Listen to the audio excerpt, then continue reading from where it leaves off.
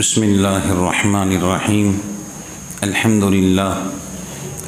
للہ وکفی وسلام علی عباده الذین اصطفى اما بعد فاعوذ باللہ من الشیطان الرجیم بسم اللہ الرحمن الرحیم انہ لکم عدو مبین صدق اللہ العظیم سبحان ربک رب العزت عما یصفون وسلام علی المرسلین والحمد للہ رب العالمین اللہم صلی علی سیدنا محمد وعلی آل سیدنا محمد بارک وسلم۔ محترم بزرگان دین، شیطان جو ہے اللہ کا دشمن، اللہ کے رسول کا دشمن اور ہمارا دشمن ہے۔ قرآن کریم نے کہا کہ شیطان تمہارا کھلا دشمن ہے، تو دشمن کو دشمن ہی سمجھنا چاہیے، دشمن کو کبھی اپنا دوست نہیں سمجھنا چاہیے۔ اگر دنیا کے اندر کوئی ہم سے دشمنی کرے اور ہم پہ حملہ کر دے تو شاید ہمیں موت آ سکتی ہے، لیکن اگر شیطان ہم پہ حملہ کر دے کہیں ہمارا ایمان نہ چلا جائے، اگر ایمان چلا گیا تو ہم جہنم کے اندر چلے جائیں گے۔ اس لیے زندگی بھر اللہ سے دعا کرنا، اے اللہ شیطان کے شیطانیت سے، نفس کے مکر فریب سے میری حفاظت فرما۔ شیطان، قرآن نے اس کے بارے میں کہا کان من الجن، وہ جنوں میں سے تھا۔ اس نے روئے زمین پر اللہ تعالیٰ کو بہت یاد کیا، چپے چپے پر سجدے کیے، ایسا اللہ کو یاد کیا کہ اللہ کا مقرب بندہ بن گیا۔ ایک وقت آیا کہ شیطان جنت میں رہنے لگا، طاؤس الملائکہ بنا، فرشتوں کا سردار بنا۔ تو اللہ رب العالمین کی اپنی حکمت تھی کہ اللہ تعالیٰ نے آدم علیہ السلام کو پیدا فرمایا اور حکم دیا تمام فرشتوں سے کہ آدم کو سجدہ کرے۔ شیطان جنوں میں سے تھا، اس سے کہا تو بھی سجدہ کر، تو سارے فرشتے اللہ کے حکم پر سجدے میں گر گئے۔ شیطان کھڑا ہو گیا، اللہ نے کہا تو کیوں نہیں کرتا، تو میرا حکم کیوں نہیں مانتا؟ تو شیطان نے کہا انا خیر من خلقتنی من نار وخلقتہ من طین، میں بہتر ہوں، آدم کو مٹی سے آپ نے بنایا، مجھے آپ نے آگ سے پیدا کیا۔ مٹی پست ہوتی ہے، نیچے کی طرف ہوتی ہے، اور آگ اونچائی پر ہوتی ہے، اونچے کی طرف ہوتی ہے، میں آدم سے بہتر ہوں۔ اللہ نے کہا تو نے ہمارا حکم نہیں مانا، فاخرج منہا فإنک رجیم۔ آگے قرآن کہتا ابا واستکبر وکان من الکافرین، اس نے تکبر کیا اور وہ کافر بن گیا۔ فاخرج منہا فإنک رجیم، اللہ نے کہا چل میرے دربار سے نکل جا، کیونکہ شیطان جو ہے اللہ کی معرفت کو جانتا تھا، وہ جانتا تھا اللہ غصے والے بھی ہے، اللہ رحمت والے بھی ہے۔ وہ جانتا تھا جس وقت اللہ غصے کے عالم میں ہوتے تب بھی اللہ کی رحمت اللہ کے ساتھ میں ہوتی ہے۔ تو شیطان نے کہا ٹھیک ہے اللہ، میں آپ کے دربار سے نکلتا ہوں، لیکن مجھے قیامت تک کے لیے مہلت دیجیے۔ قال رب فانظرنی الی یوم یبعثون، مجھے قیامت تک کے لیے مہلت دیجیے۔ اللہ نے کہا لعنتی الی یوم الدین، جا قیامت تک تجھ پر میری لعنت برستے رہیں گی۔ اب شیطان کو جنت سے نکال دیا گیا، اللہ کے دربار سے نکال دیا گیا۔ آدم علیہ السلام اور آپ کی بیوی اماں حوا جنت میں رہ رہے تھے، اطمینان کی زندگی، خوشحال زندگی۔ اللہ نے کہا آدم حوا تم اس درخت کا پھل مت کھانا، کیا ٹھیک ہے اللہ نہیں کھائیں گے؟ تو شیطان جانتا تھا، اس نے اللہ سے کہا تھا میں آپ کے بندوں کو بہکاؤں گا، ورگلاؤں گا، وَلَا تَجِدُ أَكْثَرَهُمْ شَاكِرِينَ، اللہ آپ دیکھیں گے آپ کی اکثر بندے ناشکرے بنیں گے۔ اللہ نے کہا اِنَّ عِبَادِي لَيْسَ لَكَ عَلَيْهِمْ سُلْطَانٌ، جو میرے بندے ہوں گے وہ تیرے فندے کے اندر نہیں آئیں گے، جو میرے بندے ہوں گے وہ تیرے فندے کے اندر نہیں آئیں گے۔ اب اللہ کے بندے کون؟ اللہ کے بندے وہ کہ گناہ نہیں کرتے، اگر ہو جائے تو فوراً توبہ کر لیتے ہیں، اللہ سے معافی مانگتے ہیں۔ حدیث میں آتا ہے مومن سے اگر گناہ ہوتا ہے تو وہ یہ سمجھتا ہے کہ میرے سر پہ پہاڑ آ گیا ہے، اور جب فاجر و فاسق سے گناہ ہوتا ہے تو وہ یہ سمجھتا ہے بس مکھی آ کر بیٹھی تھی میرے کندھے سے اڑ گئی۔ مومن گناہ کو بہت بڑا سمجھتا ہے اور فاجر و فاسق گناہ کو ہلکا سمجھتا ہے۔ شیطان جانتا تھا کہ آدم علیہ السلام میرے بہکاوے میں نہیں آ سکتے ہیں، وہ اللہ کے نبی اور پیغمبر ہیں، تو اس نے کیا کرا، اماں حوا کے دل میں بات پیدا کی کہ آپ آدم علیہ السلام سے کہیں کہ وہ درخت کا پھل کھائے، دل میں بات ڈالی۔ تو حضرت آدم علیہ السلام کو اماں حوا نے کہا جی درخت کا پھل کھائیے، تو آدم علیہ السلام نے کہا اللہ نے منع کیا ہے۔ تو شیطان ایک دم سامنے آ کر کہا جس وقت اللہ نے آپ کو منع کیا تھا آدم، وہاں پر بہت سارے درخت تھے، اللہ نے آپ کو فلاں درخت کے پھل کھانے سے منع کیا ہے، لیکن دوسرے درخت اور بھی موجود ہیں، آپ ان کے پھل کھا سکتے ہیں۔ یہ بات سمجھ میں آئی، پھل کھا لیا۔ اللہ نے کہا جاؤ زمین پر، دونوں کو زمین سے نیچے اتارا دیا، آدم علیہ السلام کو، اماں حوا کو۔ آدم علیہ السلام کو اللہ نے اتارا سری لنکا کے پہاڑوں پر، جو ہرے بھرے پہاڑ، اور اماں حوا کو اتارا افریقہ کے بنجر زمین پر۔ دونوں 300 سال تک روتے رہے، حدیث میں آتا ہے 300 سال تک روتے رہے، 300 سال تک۔ اللہ ہمارے گناہ کو معاف فرما، ہماری غلطی کو معاف فرما۔ 300 سال تک روتے رہے۔ قرآن نے کہا آدم علیہ السلام کے بارے میں وَلَمْ نَجِدْ لَهُ عَزْمًا، کہ آدم کے دل میں کوئی گناہ نہیں تھا، وہ تو شیطان نے بہکا دیا تھا، دل میں کوئی گناہ نہیں تھا۔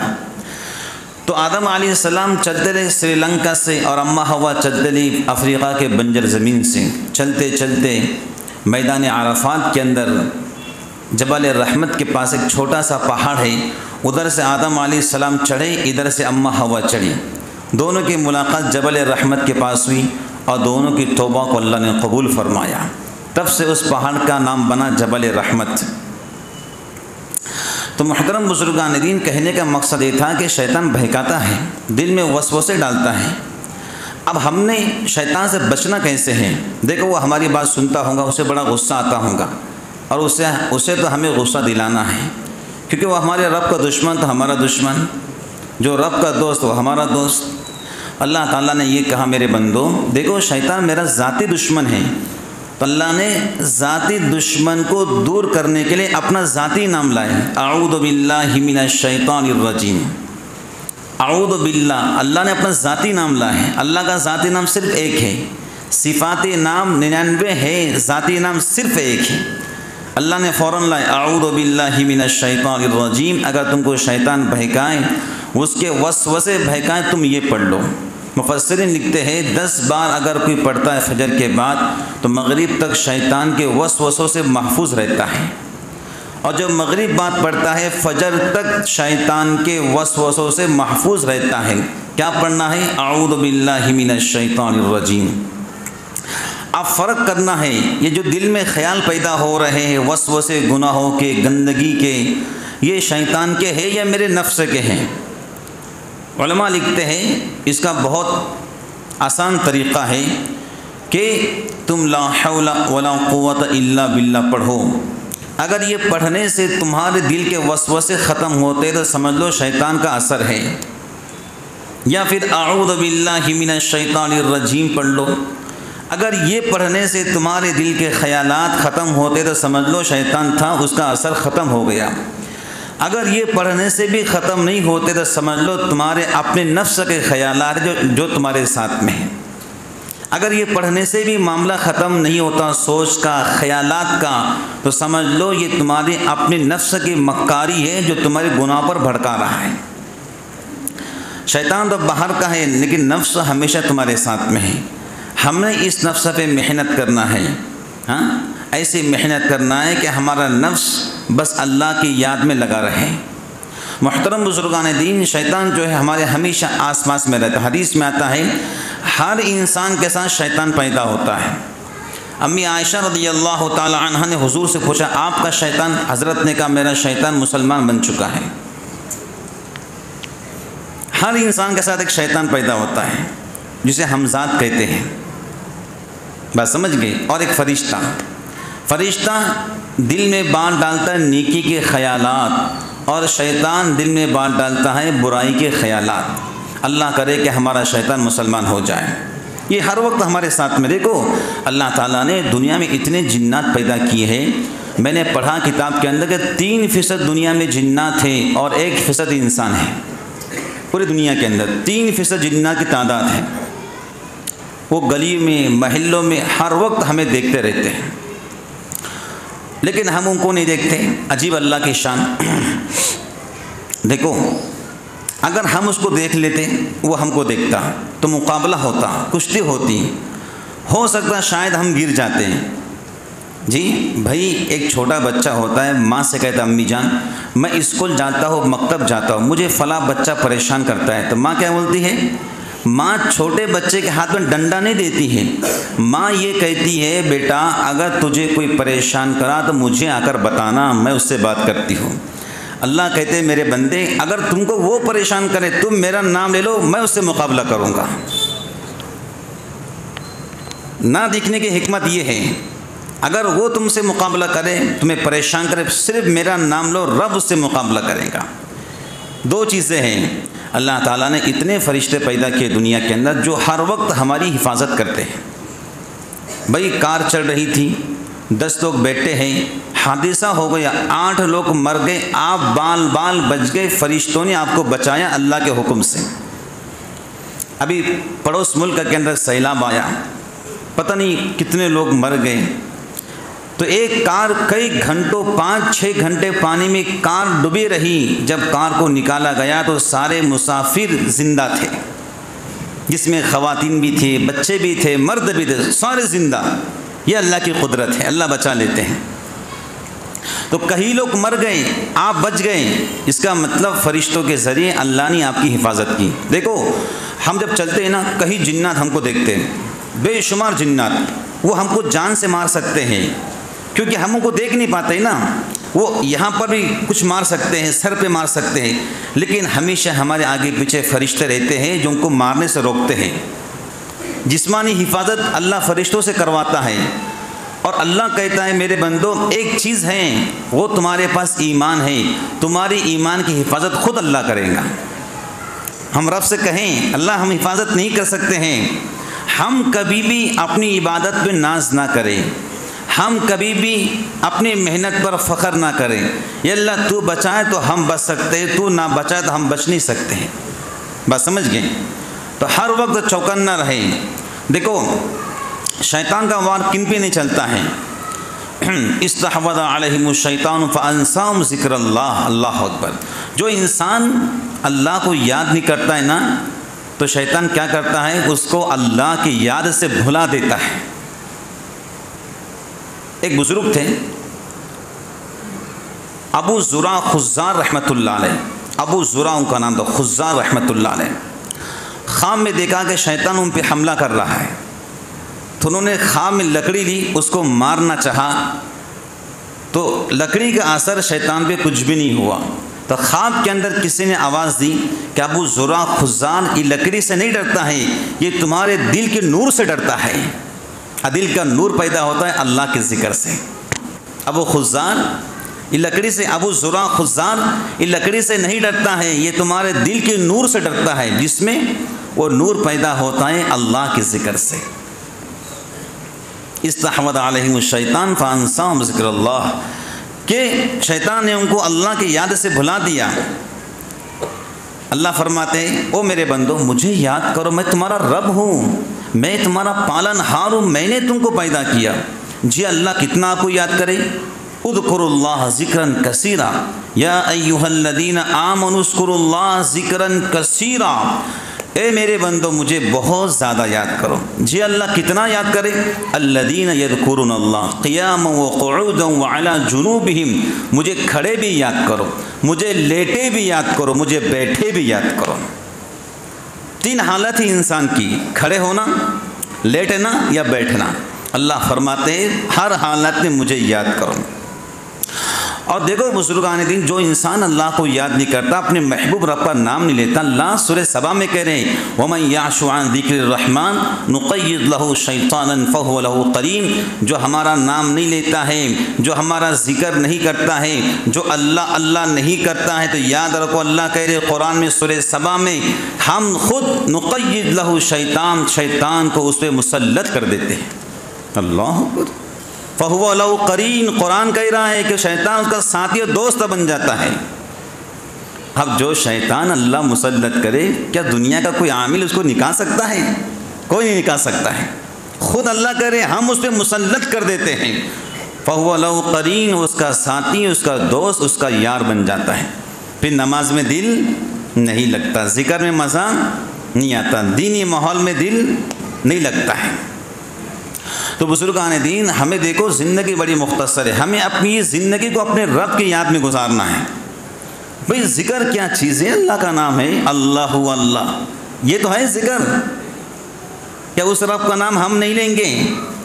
ارے بھائی اس رب کا نام اتنا لیں گے کہ مرتے وقت میں ہماری زبان سے یہی کلمے جاری ہوں گے انشاءاللہ۔ رب کا دستور ہے، اللہ انصاف والے ہیں، اللہ دیکھو انصاف والے ہیں، جس کی زندگی محمود اس کی موت بھی محمود، اور جس کی زندگی مذموم اس کی موت بھی مذموم۔ اللہ رحمت والے رب، انصاف والے رب ہے۔ اگر تمہاری زندگی ذکر میں گزریں گی تو مرتے وقت میں ذکر ہی جاری ہوگا۔ ایک کتاب ہے اللہ سے شرم کیجیے، اس میں ایک واقعہ لکھا ملک شام کا۔ ایک آدمی مرنے لگا، لوگ کہہ رہے لا الہ الا اللہ، اور وہ بندہ کہہ رہا ہے ہر مال 1 روپے 2 روپے۔ میں نے کتاب کا نام بتایا، اللہ سے شرم کیجیے، اس میں لکھا ہے موت کی یاد، اس میں مضمون ہے 1 روپے 2 روپے، ہر مال 1 روپے 2 روپے۔ لوگ کہہ رہے لا الہ الا اللہ، 1 روپے 2 روپے۔ معلوم پڑا کہ پوری زندگی بازار میں گزری ہر مال بیچتے ہوئے۔ اللہ کو یاد کرو، اگر ہم اللہ کو یاد کریں گے خدا کی قسم کوئی شیطان ہم کو پریشان نہیں کر سکتا ہے۔ ایک بزرگ نے دیکھا ایک شیطان ہے جو بالکل ہڈیوں کا ڈھانچہ بن چکا ہے، اس کے قریب ہوئے پوچھا ارے تو شیطان ہے، تو ہڈیوں کا ڈھانچہ کیسے بنا ہے؟ اس نے کہا اصل بات یہ ہے کہ قریب میں ایک مسجد ہے، شیخ الحدیث حضرت مولانا زکریا رحمۃ اللہ علیہ نے فضائل ذکر میں واقع لکھا ہے۔ قریب میں ایک مسجد ہے شنوزیہ کے جامع مسجد، وہاں کچھ لوگ اللہ اللہ کر رہے ہیں، ان کے ذکر سے میرا جسم بالکل کمزور اور ہڈیاں والا بن گیا ہے، بلکہ ان کے ذکر سے میرا جگر کے کباب بن گئے ہیں۔ وہ بندہ جب مسجد میں آیا تو دیکھا کچھ لوگ ہیں جو اللہ اللہ کر رہے ہیں، تو ان لوگوں کو بھی اللہ نے القاء کر دیا، یہ معاملہ ایسا پیش آیا ہے۔ تو ان بزرگان دین نے اس بندے سے کہا شیطان کے باتوں میں نہیں آنا۔ تو محترم بزرگان دین، شیطان کبھی نہیں چاہتا کہ ہم اللہ کے نیک بندے بنیں۔ دیکھو اگر کوئی بندہ یہ کہے کہ میں نماز کل سے پڑھوں گا، کل کبھی نہیں آنے والا ہے، جس دن کل آئے گا اس دن ہماری موت کا دن آئے گا، یاد رکھو بات کو۔ نیک بننا ہے ابھی سے بننا ہے، صدقہ خیرات کرنا ہے ابھی سے کرنا ہے، بااخلاق بننا ہے ابھی سے بننا ہے، کل کبھی نہیں آنے والا، کل آئے گا اس دن ہمارا جنازہ اٹھیں گا، یاد رکھو بات کو۔ شیطان بہت عجیب بندہ ہے۔ حضرت موسیٰ علیہ السلام پوچھا شیطان سے یہ بتا کہ تیرے جو زندگی کا تجربہ اس کا نچوڑ کیا ہے؟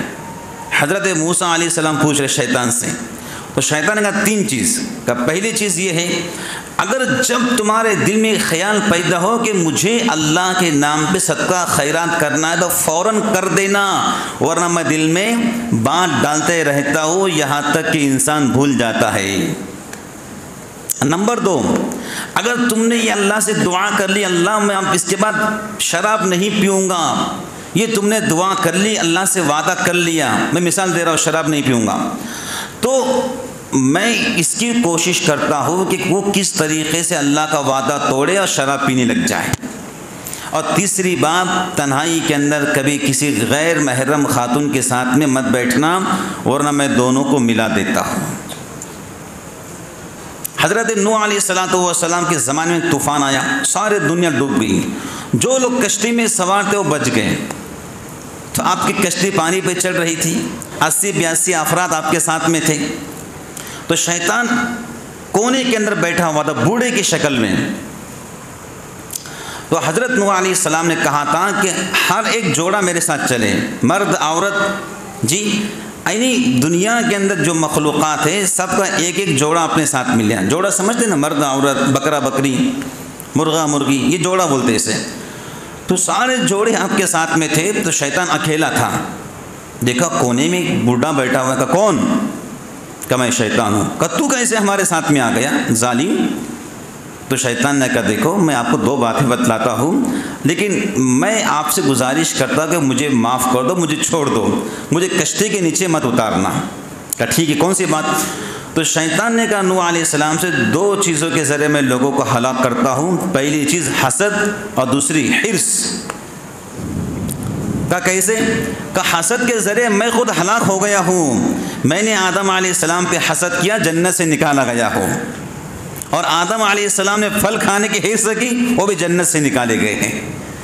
حسد اور حرص، حسد بھئی اگر ہم کسی پہ حسد کر رہے تو ہمیں کیا مل رہا ہے؟ بلکہ حاسد ہمیشہ آگ میں جلتا رہتا ہے کہ محسود اتنی اچھی زندگی کیسے گزار رہا ہے، وہ اتنی اچھی لائف کیسے گزار رہا ہے، وہ اتنی بہترین زندگی کیسے گزار رہا ہے، وہ ہمیشہ پریشان رہتا ہے۔ لیکن محسود جس پہ حسد کیا جاتا ہے وہ اپنی لائف ہنستے بولتے گزارتا ہے۔ ایک حرص، اللہ تعالیٰ سب کو محفوظ فرمائے۔ دیکھو شیطان یہ چاہتا ہے کہ ہم زیادہ نیکیاں نہ کریں۔ اگر جس نیکی پر ہمیں لاکھوں نیکیاں ملنے والی ہوتی نا تو شیطان اس میں یہ کوشش کرتا ہے کہ لاکھوں نیکیاں نہ ملے، اس کو ہزاروں نیکیاں ملے۔ بہت ماہر ہے شیطان اس کے اندر۔ بھئی ایک بندہ ایسا عمل کرتا ہے کہ اس کو لاکھوں نیکیاں ملنے والی ہے، لیکن شیطان دل میں بات ڈالتا ہے یہ کام مت کرو، یہ کام کرو، لاکھوں نہیں ہزاروں نیکیاں لے لو۔ وہ کیسے؟ ایک بزرگ تھے، سو گئے، ان کی تہجد چھوٹ گئی، قضا ہو گئی، اتنا روئے اللہ کے سامنے، اتنا روئے، پھر کچھ دنوں کے بعد تھکے ہوئے تھے، سو گئے تو شیطان قریب آیا، جگا دیا۔ بزرگ نے کہا تم میرے بڑے ہمدرد ہو، بڑے خیر خواہ ہو، تم میرے بہت پیارے دوست ہو کہ تہجد کے لیے جگا دیا، اللہ کو جزائے خیر دے۔ کون ہے آپ بھائی؟ کہا میں شیطان ہوں۔ ارے شیطان کا کام تو تہجد میں سلانا ہے، کیسے اٹھا دیا؟ تو شیطان نے کہا جس وقت آپ کی تہجد چھٹی تھی پہلی مرتبہ، آپ اللہ کے سامنے اتنا روئے کہ آپ کو سالوں کے تہجد کا ثواب مل گیا۔ تو میرے دل نے کہا اگر آج بھی تہجد چھوٹ گئی آپ پھر روئیں گے، اور پھر رونے کی طرف سے جو سالوں میں تہجد کا ثواب ملنے والا تھا آج ہی اللہ آپ کو دے دے گا۔ ایک بزرگ آرام کر رہے تو شیطان بھاگتے آئے، ان کو جگا دیا۔ تو کیا ہوا؟ کہا جلدی اٹھو، یہ دیوار گرنے والی ہے۔ تو اٹھ گئے، سائڈ میں ہو گئے، جیسے چار پائے سے سائڈ میں ہو گئے دیوار نیچے گر گئی۔ پوچھا بھائی تم کون، کتنے اچھے انسان ہو کہ مجھے دیوار کے دبنے سے بچا لیا، شاید میں مر سکتا تھا، زندگی میری ختم ہو سکتی، تم نے کیوں میرے ساتھ اتنا بڑا بھلائی کا معاملہ کیا؟ بھائی کون ہیں آپ؟ تو شیطان نے کہا میں شیطان ہوں۔ کہ بھائی شیطان تو لوگوں کو مرواتا ہے، تو نے مجھے بچا لیا۔ کہ اصل بات یہ ہے کہ آپ دیوار کے سائے سو رہے تھے، دیوار گرنے والی تھی، اگر دیوار گر جاتی اور آپ مر جاتے تو آپ کو شہید کا ثواب اللہ دے دیتا۔ میں نہیں چاہتا کہ آپ کو شہید کا ثواب ملے۔ یہ ہے شیطان، سمجھنے کی ضرورت ہے، سمجھو اس کو۔ یہ بہت مکار، بہت چالاک، بڑا ہوشیار ہے۔ یہ ہر وقت ہمارے دل میں طرح طرح کے خیالات ڈالتا ہے، کبھی نیک بندوں کے تعلق سے بدگمانی ڈالتا ہے، کبھی اچھے بندوں کے تعلق سے دور کرتا ہے، کبھی اللہ کے گھر سے دور کرتا ہے، اور کبھی شیطان یہ کوشش کرتا ہے ایک میاں بیوی اگر بہت اچھی لائف گزار رہے ہیں، ایک بہترین انجوائے والی زندگی گزار رہے، وہ چاہتا ہے کہ کسی طریقے سے ان میں جھگڑا لگا دوں۔ پھر کیا ہوتا ہے؟ بیچارے میاں بیوی ایک اچھی لائف گزار رہے تھے، وہی میاں جو باہر غلام بنا پھرتا ہے جب گھر آتا ہے تو کریلا بن جاتا ہے۔ جی بھائی کریلا سمجھتے نا، کڑوا، چڑچڑپن، غصہ۔ جی شیر خان صاحب گھر پہ آ چکے ہیں، بچے چھپ رہے ہیں، بیوی بھاگ رہی ہے، شیر خان آ گئے۔ جی جو باہر غلام تھا گھر پہ کریلا بن گیا۔ تو کئی لوگ شکایت کرتے ہیں کہ گھر پہ ہم ایسا کیوں بنتے بھائی، گھر پہ بسم اللہ پڑھ کے جائیے، میرے محبوب کی سنت سلام کر کے جائیے، انشاءاللہ الرحمن آپ کی لائف بہت اچھی گزریں گی۔ تو شیطان جھگڑے لگاتا ہے۔ پھر میاں جب غصے کے حالت میں آتا ہے تو جانتے ہو پھر کیا ہوتا ہے؟ طلاق دیتا ہے۔ پھر طلاق کے بعد غصہ ٹھنڈا ہوتا ہے، پھر کیا ہوتا ہے؟ میاں بیوی آپس میں بیٹھ کے بات کرتے ہیں کہ تم نے کس کو بولنا نہیں، میں نے طلاق دیا اور میں نے غصے میں دیا تھا۔ بھائی طلاق غصے میں ہوتی ہے، طلاق کبھی پیار سے نہیں ہوتی ہے۔ کیا آپ نے شاید سنے کہ زندگی میں ایک کوئی میاں اپنی بیوی سے کہہ رہا آؤ تم بہت پیاری لگتی ہو، بڑی خوبصورت ہو، میں آپ کو طلاق دیتا ہوں؟ ایسا کوئی نہیں کہتا بھائی، طلاق غصے میں ہوتی ہے۔ تو کیا کہتے ہیں؟ کسی کو بولنا مت، میں نے طلاق دیا تھا۔ حدیث میں آتا ہے قرب قیامت سے پہلے لوگ بیوی کو طلاق دیں گے اور پھر ساتھ ہی میں زندگی گزاریں گے۔ بے شمار لوگ ایسے ہیں جو طلاق دیتے ہیں اور بولو بیوی کے ساتھ میں خاموش زندگی گزارتے ہیں، اپنے مطلب کے واسطے یہاں وہاں مسلک کے لوگوں سے فتویٰ لا کر اپنی لائف خراب کرتے ہیں، بیوی کے ساتھ میں آرام کرتے ہیں، انہیں نہیں پتہ زنا ہو رہا ہے، بیوی کے ساتھ ملاقات ہو رہی ہے لیکن پتہ نہیں زنا ہو رہا ہے، جو بچے پیدا ہو رہے ولد الزنا بچے پیدا ہو رہے۔ اس لیے طلاق کے معاملے کے اندر بہت حساب سے رہیے، اپنے غصے کو کنٹرول کیجئے۔ حدیث میں آتا ہے جب تم کو غصہ آتا ہے تو شیطان تمہارے خون میں دوڑتا ہے، اب کیا کرنا؟ تو کیا پڑھنا ہے؟ اعوذ باللہ من الشیطان الرجیم، یا ٹھنڈا پانی پینا ہے۔ حضرت عمر کہا کرتے تھے غصہ آئے تو ناک میں پانی ڈالو، یا پھر درود شریف پڑھو، کھڑے تو بیٹھ جاؤ، بیٹھے تو لیٹ جاؤ، یا جگہ سے ہٹ جاؤ تو انشاءاللہ آپ کا غصہ ختم ہو جائے گا۔ شیطان حدیث میں آتا ہے کہ جب تم نماز کے لیے کھڑے ہوتے ہیں نا تو وہ تمہارے دل پر سونڈ بنا کے کھڑا ہوتا ہے کہ کب تمہارا دل اللہ کے یاد سے غافل ہو اور وہ تمہارے دل میں گھسے، اور جو خیالات کبھی نماز کے باہر نہیں آتے وہ نماز میں آنا شروع ہو جاتے ہیں۔ اس کا منہ پھٹا ہوا ہے، حدیث میں آتا ہے اس کا منہ پھٹا ہوا ہے، صرف دیکھتا ہے کہ تمہارا دل کب اللہ کے یاد سے غافل ہے۔ حضرت عمر فاروق رضی اللہ تعالی عنہ کے بارے میں آتا ہے کہ شیطان ان کے سائے میں ٹھہرتا نہیں تھا، شیطان ان کے سائے میں ٹھہرتا نہیں تھا۔ اللہ نے آپ کو ایسا رعب دیا تھا، ایسی محبوبیت دی تھی۔ حضرت عمر فاروق رضی اللہ تعالی عنہ کو حضور نے فرمایا شیطان عمر کے سائے میں ٹھہرتا نہیں ہے۔ تو حضرت کی کشتی شیطان سے 3 مرتبہ ہوئی۔ کتنی مرتبہ ہوئی؟ 3 مرتبہ۔ حضرت عمر فاروق رضی اللہ تعالی عنہ نے شیطان کو 3 بار اٹھا کے پٹکا ہے، انگوٹھا دبایا اور پوچھا بتا تیرے جان سے کیسے بچے؟ تو شیطان نے کہا آیت الکرسی پڑھو میرے جان سے بچ جاؤ گے۔ تو روایت میں آتا ہے کہ شیطان کبھی بھی اس کے بعد سے آپ کے سامنے نہیں آیا، اور روایت میں آتا ہے حضرت عمر فاروق جس گلی سے گزرتے تھے شیطان اپنا راستہ بدل لیا کرتا تھا۔ وہ ایمان کا نور ان کے پاس تھا، وہ قرآن کی طاقت ان کے پاس تھی، وہ اللہ کے محبت کی کرشمے ان کے پاس تھے، وہ حضور کی سنت کے عاشق تھے، تب تو جا کر شیطان جیسا مردود آپ کو دیکھ کر گلی بدل لیا کرتا تھا۔ اب دیکھو میں نے ان کا واقعہ سنا اور ایک ان کا واقعہ سنیے، کتنی احتیاط تھی ان کی زندگی کے اندر۔ ایک شخص کہتا ہے میں گلی سے گزر رہا تھا، میں نے حضرت عمر بن خطاب رضی اللہ تعالی عنہ کو گھر کے چوکھٹ میں بیٹھا ہوا دیکھا۔ جب میں گلی سے گزرا پھر واپس آیا میں نے آپ کو پھر وہی بیٹھا ہوا دیکھا۔ میں نے پوچھا حضرت آپ کا گھر ہے چوکھٹ پہ کیوں بیٹھتے ہو؟ تو عمر فاروق رضی اللہ تعالی عنہ نے کہا اصل میری بیوی گھر پہ نہیں ہے، ام المؤمنین نبی کی بیوی میری بیٹی صفیہ میرے گھر آئی ہے، میں نہیں چاہتا ہوں کہ بیٹی گھر میں اکیلی ہو اور میں ساتھ میں بیٹھوں۔ کیا احتیاط! نبی کی بیوی آپ کی بیٹی صفیہ بنت خطاب رضی اللہ تعالی عنہ آپ کے گھر میں آئی ہے، میں نہیں چاہتا ہوں کہ بیٹی کے ساتھ اکیلا بیٹھوں۔ کتنا احتیاط کرنے کے اتنا احتیاط کیا ہے، تب جا کر اللہ نے ان کے سینے کو ایمان کے نور سے بھرا ہے۔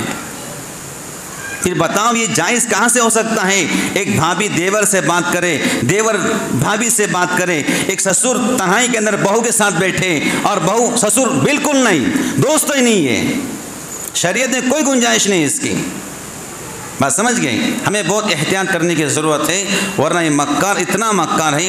ہم نے کچھ واقعات ایسے پڑھے ہیں جو میں بیان نہیں کر سکتا، اللہ تعالیٰ سب کی حفاظت فرمائے۔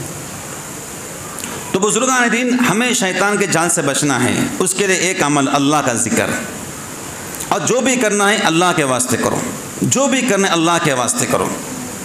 احیاء العلوم کے اندر ایک واقعہ لکھا ہے، ایک جوان تھا بڑا عبادت گزار، بڑا عابد، اللہ کو یاد کرنے والا۔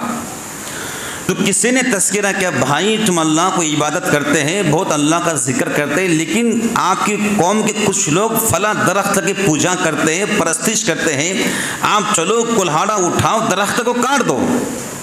اب بہت اچھی بات، بڑا غصہ آیا، عبادت کرنے والا، ذکر کرنے والا، اللہ کو یاد کرنے والا کلہاڑا لیا اور چل دیا۔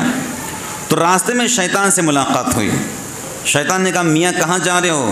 کہا فلاں درخت ہے اسے کاٹنے جا رہا ہوں۔ کیوں؟ اس واسطے کہ لوگ اس کو پوچھتے ہیں، اس کی عبادت کرتے ہیں، اسے خدا سمجھتے ہیں۔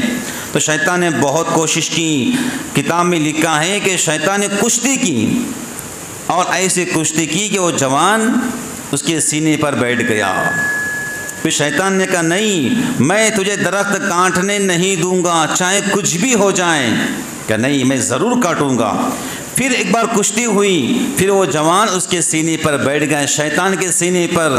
تو شیطان نے کہا دیکھو تم غریب جوان ہو، ایک کام کرو، ہم ڈیل کرتے ہیں، 3 سونے کی اشرفیہ میں آپ کو روزانہ دیا کروں گا۔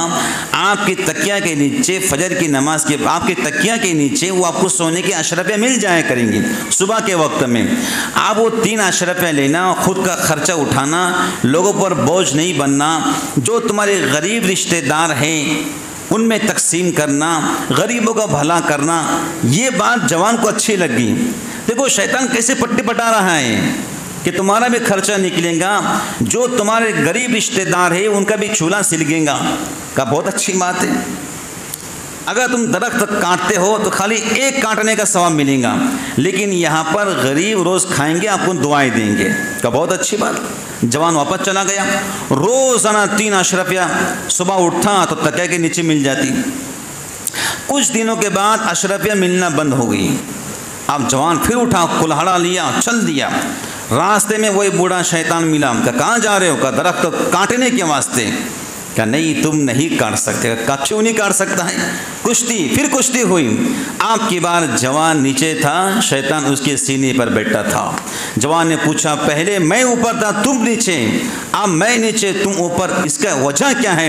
تو شیطان نے کہا پہلے تم گھر سے نکلے تھے تو اللہ کے واسطے توڑنے نکلے تھے۔ دنیا کے کوئی شیطان آپ کو اس دن گرا نہیں سکتا تھا۔ آج آپ نکلے ہیں تو اشرفیہ کے واسطے نکلے ہیں۔ آج کوئی بھی شیطان کے بارے میں تم جو ہے کامیاب نہیں ہو سکتے ہیں۔ تو جو کام اللہ کے لیے ہوگا بزرگان دین، دنیا کا کوئی جین اس کو روک نہیں سکتا ہے، اور جو کام اللہ کے واسطے نہیں ہوگا دنیا کی ہر بلا اس پر حاوی ہو سکتی ہے۔ آخری بات، شیطان کیا کرتا ہے مرتے وقت میں؟ حدیث میں آتا ہے جب تم مرنے لگتے ہو تو شیطان تمہارے پاس ماں کی شکل میں آتا ہے۔ ماں، اگر کسی کے ماں کا انتقال ہوا تو شیطان ماں کی شکل میں چارپائی پر بیٹھتا ہے اور تم سے کہتا ہے دیکھ بیٹا میں مسلمان بن کے مری ہوں، میں عذاب کے اندر ہوں، تو مسلمان بننے سے انکار کر دے اور یہ کہہ دے خدا کوئی نہیں، دہریہ بن کر مر یا عیسائی بن کر مر یا یہودی بن کر مر، مسلمان بن کے مت مرنا۔ اللہ ہماری حفاظت فرمائے۔ حدیث میں آتا ہے کہ شیطان ماں کی شکل میں آتا ہے یا باپ کی شکل میں آتا ہے۔ اگر بڑا بھائی مرا ہے تو بڑے بھائی کی شکل میں آ کر ہمدردی کے کلمات کہتا ہے۔ انسان سوچتا ہے میری ماں مجھے کہہ رہی ہے، میرا باپ میرا بھائی کہہ رہا ہے، اس کا مطلب دین اسلام صحیح مذہب نہیں ہے۔ وہ دہریہ بن کے مر جاتا ہے، عیسائی بن کے مر جاتا ہے، یہودی بن کے مرتا ہے۔ اللہ حفاظت فرمائے۔ آئیے روایت میں آتا ہے اگر مرتے وقت میں تم شیطان کے جان سے بچنا چاہتے ہو تو 2 کام کرو، ایک نماز جماعت سے پڑھو اور ایک مسواک کی پابندی کرو۔ اگر تم جماعت سے نماز پڑھو گے، مسواک کی پابندی کرو گے تو کیا ہوگا؟ مرتے وقت ملک الموت تمہارے پاس آئیں گے، تو شیطان تمہارے قریب بیٹھا ہے اسے بھگا دیں گے اور پھر تم سے کہیں گے اے اللہ کے ولی، اے اللہ کی ولیہ، آپ تیرا آخری وقت ہے، اور تیسری بات خود ملک الموت اسے کلمہ پڑھائیں گے۔ نماز کی پابندی کرو، ایک مسواک کی پابندی۔ حدیث میں آتا ہے مسواک شیطان کے واسطے تیر ہے۔ اس واسطے میں کہا کرتا ہوں جن لوگوں کو شیاطین پریشان کرتے ہیں یا ناپاک جنات پریشان کرتے ہیں، وہ مسواک کو اپنے تکیہ کے پاس رکھ کر سو جائے کریں، انشاءاللہ کبھی رات میں ڈراؤنی خواب آپ کو نظر نہیں آئے گا۔ مسواک کرے، وضو کر لیں، تکیہ کے قریب مسواک رکھ دے، کوئی جین شیطان آپ کو رات میں ڈراؤنی خواب نہیں دکھائیں گے انشاءاللہ۔ نبی کی سنت میں ایسی طاقت ہے۔ امام احمد ابن حنبل رحمۃ اللہ علیہ کتنا بڑا ولی کامل انسان ہے، اس عالم اسلام پر امام احمد ابن حنبل کا کتنا احسان ہے۔ تاریخ میں لکھا ہے اگر ابوبکر صدیق نہ ہوتے اور امام احمد ابن حنبل نہ ہوتے تو دین اسلام ہم تک نہیں پہنچ پاتا۔ امام احمد ابن حنبل کتنا بڑا عالم دین گزرا ہے، عالم اسلام کا محدث گزرا ہے، مفسر گزرا ہے، آخری وقت ہے ان کے شاگرد کہہ رہے پڑھیے حضرت لا الہ الا اللہ، لا الہ الا اللہ۔ امام احمد ابن حنبل اپنے شاگردوں سے کہہ رہے لا نہیں، لا نہیں، لا کے معنی نہیں کیا کہیں، اور شاگرد پہلا کلمہ پڑھ رہے، حضرت کہہ رہے لا میں نہیں پڑھ سکتا ہوں، لا لا کرے صرف لا لا۔ شاگرد دعا میں کہ اللہ ہمارے شیخ و مرشد اور ہمارے استاد کامل پر جو مدہوشی ہے آپ اسے ختم فرما دیجئے، ذرا انہیں ہوش دیجئے۔ ہم کو پوچھنا چاہتے ہیں آپ کی پوری زندگی قرآن کی چمن میں گزری ہے، آپ کی زندگی حدیثوں میں گزری ہے، اور ہم کو کلمہ پڑھا رہے آپ لا کیوں کہہ رہے ہیں؟ اللہ تعالیٰ نے ان کے شاگردوں کی دعا قبول فرمائی، ان کو ہوش آیا، شاگردوں نے تھوڑا بٹھایا، حضرت یہ بتائیے آپ ایسا کیوں کر رہے تھے؟ ہم آپ کو کلمہ پڑھا رہے اور آپ لا لا کہتے ہیں، ہم بہت پریشان ہو گئے تھے، جس کی زندگی قرآن و حدیث میں گزری ہو وہ لا کیوں کہہ رہا ہے؟ تو امام احمد ابن حنبل نے کہا میرے شاگردوں، میرے بچوں، میں جو تم کلمہ پڑھا رہے تھے، میں جو لا کہہ رہا تھا، اصل بات یہ ہے شیطان میرے سرہانے کھڑے ہو کر کہہ رہا تھا احمد بن حنبل تم مجھ سے بچ گئے ہو، میرے داؤں سے بچ گئے ہو۔ میں شیطان سے کہہ رہا تھا لا ابھی نہیں، جب تک میری موت کلمے کے ساتھ نہیں آتی میں تیرے داؤں سے بچ نہیں پاتا ہوں۔ حضور نے فرمایا جس کا آخری کلمہ جس کا آخری کلمہ لا الہ الا اللہ ہوگا وہ جنت میں داخل ہوگا۔ اللہ سے دعا کیجئے، بھرپور دعا کیجئے، انفرادی دعا ہمیشہ یہی کرنا، اللہ ایمان کے ساتھ موت دینا۔ اب دیکھو صاف صاف بات اور کلیئر بات ہے، اگر کوئی آپ کے والد ہے یا آپ کے دادا دادی یا امی ہے، بیمار ہے، بوڑھے ہو چکے ہیں اور دواخانے میں شریک ہسپتال میں ہیں، اگر آپ کو لگے کہ ان پر مرنے کے اثرات ظاہر ہو رہے ہیں، موت کی علامات ظاہر ہو رہی ہے، آپ کو انجیکشن مت دینا، صاف صاف ان کو کلمہ پڑھا دینا۔ ہو یہ رہا ہے بڑے بڑے ہسپتال کے اندر جو بڑے ڈاکٹر آتے ہیں وہ نشے کا انجیکشن لگاتے ہیں تاکہ مریض مدہوش رہیں، بے ہوش رہیں، وہ انجیکشن مت لگانے دینا، ان کو صاف صاف کہنا اب اس پر موت کے علامات ظاہر ہو رہے ہیں، اب ان کو کلمہ پڑھاؤ۔ لیکن کلمہ کیسے پڑھانا ہے؟ صرف کلمہ پڑھنا ہے، ان کو پڑھنے کو مت کہنا، کیونکہ جو موت کی علامت ہوتی ہے بڑی خطرناک ہوتی ہے، انسان بہت پریشان ہوتا ہے، کیونکہ روح انسان کے جو ہے پیر سے نکلتی ہے، گھٹنوں میں اٹکتی ہے، پھر کمر میں اٹکتی ہے، انسان بہت پریشان ہوتا ہے۔ آپ کہہ رہے پڑھو کلمہ، ہو سکتا ہے وہ کہے کہ میں نہیں پڑھتا، اللہ اکبر، پھر تو کفر کی حالت موت آئیں گی۔ اگر جس وقت ہوش میں ہیں، لگ رہا کہ آخری وقت ہے، تو صاف صاف کلمہ پڑھا دو، پڑھ لو، اور توبہ کی نیت سے کلمہ پڑھ لو۔ اور کوئی بیٹی آ کر یہ نہ کہے ابا مجھے پہچانتے کیا، کوئی ارے بھائی جنت و جہنم کا مسئلہ ہے اور آپ تک اس میں پڑے ہو، مجھے پہچانتے کیا، میں تمہاری بڑی بیٹی ہوں اور چھوٹی بیٹی ہوں، زندگی موت کا مسئلہ ہے، جنت و جہنم کا مسئلہ، آپ پوچھنے کی کیا ضرورت ہے؟ اگر مجھے پہچانتے ہو تو یہ تو اس وقت پوچھنا تھا جب ان کو آپ کی ضرورت تھی۔ یہ تماشا ختم کرو مرنے کے وقت میں، کلمہ پڑھا۔ حدیث میں آتا ہے سورہ یاسین پڑھو، اگر تم سورہ یاسین پڑھو گے تو سورہ یاسین کے فرشتے حاضر ہو جائیں گے اور اس بیچارے کی موت اچھی آئیں گی۔ بالکل آخر وقت میں پوچھنا مت مجھے پہچانتے ہو کیا، چلو ٹھیک ہے، اس نے کہا ہاں میں پہچانتا ہوں، کیا جنت ملنے والی ہے؟ پہلا کلمہ پڑھاؤ، اگر ایک بار کلمہ پڑھ لیا بار بار مت پڑھاؤ۔ باقی سارے لوگ جو آس پاس بیٹھے ہیں صرف یہ پڑھنا ہے لا الہ الا اللہ، لا الہ الا۔ جانتے ہو اگر وہ نافرمان بھی ہیں اللہ اپنے نام کی لاج رکھ لیں گا۔ اللہ کا نام کو آپ معمولی سمجھتے ہو؟ یہ دعا کرو اللہ جس وقت آخری وقت ہو کوئی صاحب دین اور ولی کامل ہمارے پاس موجود ہو، کوئی صاحب دل، کوئی آپ کا نیک بندہ ہمارے پاس موجود ہو، تاکہ اس کی نیکیوں کی برکت سے ہمارے زبان سے پہلا کلمہ جاری ہو جائے۔ حدیث میں آتا ہے بعض جنازے وہ ہوتے ہیں جن کے جنازے کی نماز پڑھنے سے پڑھنے والوں کی مغفرت ہوتی ہے، اور بعض جنازے میں ایسے ولی کامل اور نیک بندے ہوتے ہیں جن کے پڑھنے سے مردے کی مغفرت ہوتی ہے۔ یہ دعا کرو اللہ کوئی صاحب دل، کوئی عارف باللہ، شیخ کامل ہمارا آخری وقت ہو ہمارے پاس ہو، وہ ہمیں کلمہ پڑھائے، اس کی نیکیوں کی برکات سے اس کے نکلے ہوئے زبان کی لاج آپ رکھ لیں گے اور اس بندے کو آپ معاف کر دیں گے۔ نافرمان بھی ہو لیکن اللہ کا نام بڑا طاقتور ہے۔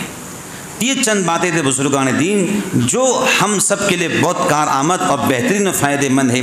اللہ تعالیٰ مجھے اور آپ کو، پوری امت کو شیطان سے محفوظ فرمائیں، اور سارے حضرات ایک کام کرنا، فجر کے بعد اعوذ باللہ من الشیطان الرجیم 10 بار پڑھنا، مغرب کے بعد 10 بار پڑھنا، انشاءاللہ شیطان کے شر سے اللہ میری آپ کی حفاظت فرمائیں گے۔